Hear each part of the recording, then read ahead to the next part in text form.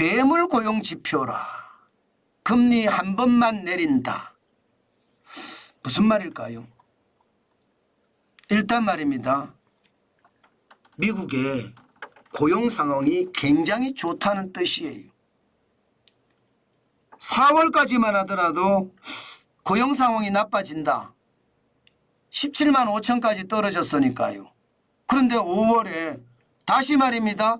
27만 5천으로 늘었습니다.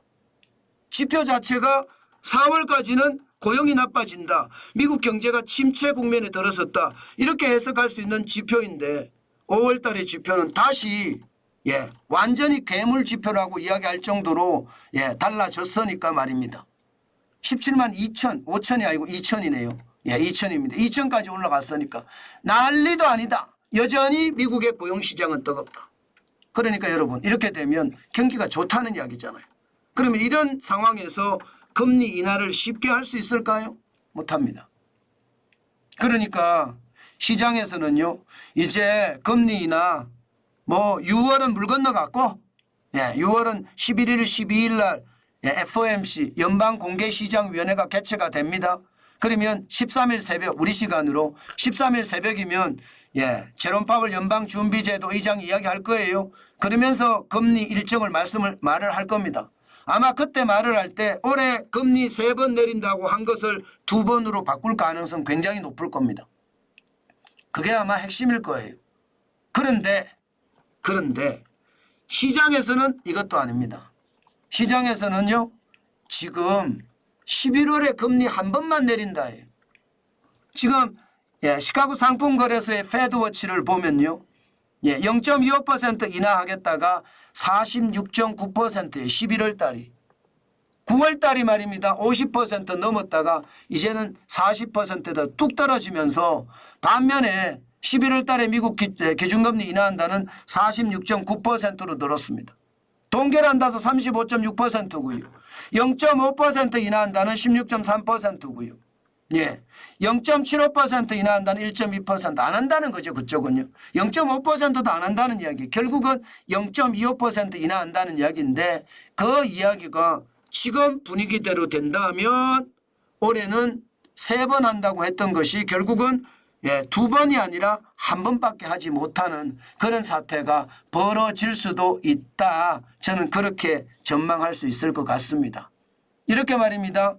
올해 괴물 고용 지표가 나오면서 금리를 1번만 내리겠다. 이게 시장에 일치된 컨센서스라고 이야기할 수 있으니까요. 시장은요. 뭐라고 해야 되나요? 강보합을 유지했다. 이렇게 말해도 맞을까요? 나스닥은 0.35% 올랐습니다. 이게 말입니다. 이제는 거의 시장에 불확실성이 좀 제거되는 분위기니까 오르는 것 같아요. 59.4가 올랐고요. 17,192.53으로 마감했습니다. 이것도 역시 사상 최고치입니다. 사상 최고치. 또 나스닥이 사상 최고치 행진을 시작을 했습니다. 기술주 중심의 나스닥이 진짜 많이 올라갔죠. 사상 최고치를 이렇게 자주 갱신하는 것도 아마 여러분 쉽게 보지 못하는 장면일 겁니다. 우리가 미국 시장을 보고 있는데 요즘처럼 말입니다. 사상 최고치를 왔다 갔다 그렇게 경신하는 것 아마 앞으로도 이렇게 보기는 쉽지 않을 겁니다.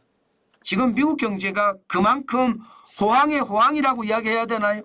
진짜 호황의 호황으로 봐야 되죠. 그 정도로 말입니다. 주가가 장난 아니게 올라가니까요.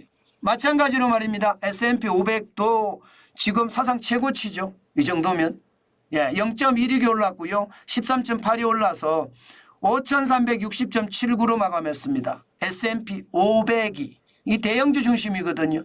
대형주 중심이 이 정도까지 올라갔다는 것은 여러분 결국 말입니다. 결국 지금 시장은요.